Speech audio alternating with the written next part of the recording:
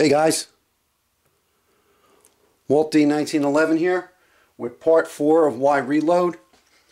And in part 4 what we're going to do is we're going to put our flare on top of our cases so our bullet will sit in there nice and sweet. I'm going to try to keep these videos a little bit shorter. I know people are busy and it's kind of hard to sit down sometimes and watch a video that's 15 or 20 minutes. So we're going to move right along through these next couple parts. And I'll try to give you as much detail as I can. Alright, so the first thing we're going to do, we're going to use our safety glasses. Remember, safety is paramount while we're reloading. Okay. So to get the next step started, we're going to insert our flare die into our press.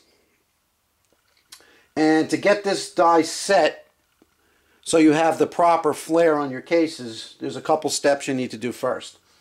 Alright, you want to screw your die into your press, and they go in clockwise. I'm sorry, they go in clockwise. We're going to add our shell holder into our press on the bottom, and this is for 45 ACP. I'm going to snap that in place. And the first thing we want to do, there's a lock ring on the bottom of the die, and it's got a set screw with an Allen wrench. You want to turn that counterclockwise and you want to loosen up this set ring. Then you want to screw your die down. As you bring your cylinder up, the top of the cylinder where your shell casing is should touch your flare die. So once you get that set and it's just barely touching that, make sure that your lock ring is touching the top of the press, and then secure your set screw with an Allen wrench, and that's going to stay put, and then you don't have to touch that again. Alright, the tricky part comes in using the flare set screw, which is up top here. Now there's also a lock ring which will hold it in place once you get it set. Alright, so I'm going to give you guys a little bit of a tip. Normally what you would do is you would turn this clockwise, which would increase your flare, and counterclockwise, which would decrease your flare. Now the flare that you put on your cases, you want to make sure is at the very minimum. You just want that bullet to sit in there snugly. So you don't want to open up the top of that too much, because you're going to put undue pressure on your shell case. It's going to be tougher for you to seat your bullet on the next step. So it's really important that you get this die set right. Let me zoom in and I'll show you the ring that I'm talking about. Let me adjust the camera a little bit here. Okay. Right on the top, you see this little black set ring. Okay. You want to make sure that that's loose. And like I said, if you turn clockwise, you'll increase the flare. If you turn it counterclockwise, you'll decrease it. But I'm going to give you a little tip. If you're using an RCBS die, you can take a tape measure once your bottom part is set in there, and if you measure from the top of the silver to the top of the screw here, it's 1 inch.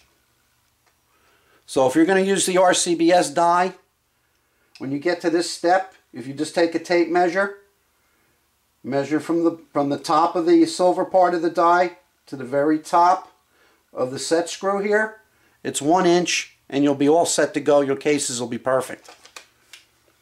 Once you get it at that 1 inch mark, this black ring, you want to make sure that you tighten it up really good. You could even use a pair of pliers and just give it a little bit of a crank. Don't put too much pressure, but just make it snug so it doesn't back out on you.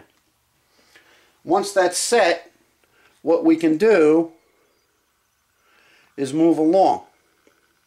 So we're going to lower our cylinder. We're going to take our shell cases, which are all cleaned and primed, place it into your shell holder, and you just want to bring it up all the way till it stops. And you'll hear a little click. And you bring it down. And you just move along very quickly. This is a very easy step. Alright, we're just going to work with 5, save some time.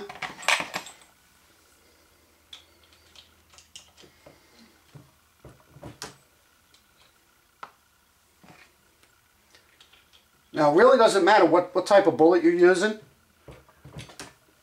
when you're flaring these, because they're all the same circumference, so you should be fine with that.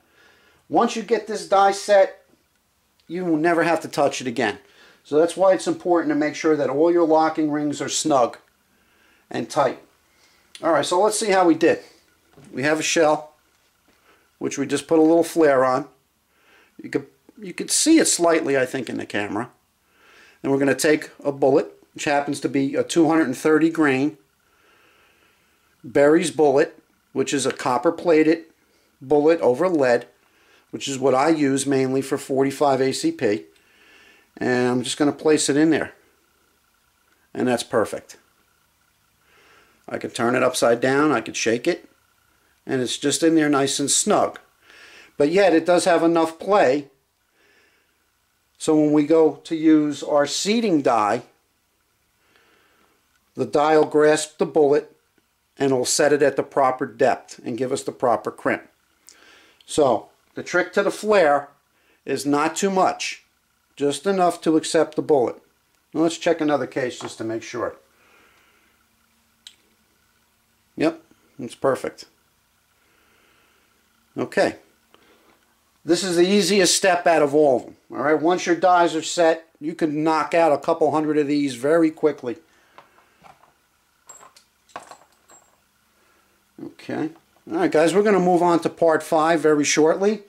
And part 5 is going to consist of us charging our cases with powder, measuring our powder to make sure that we have a safe and proper load,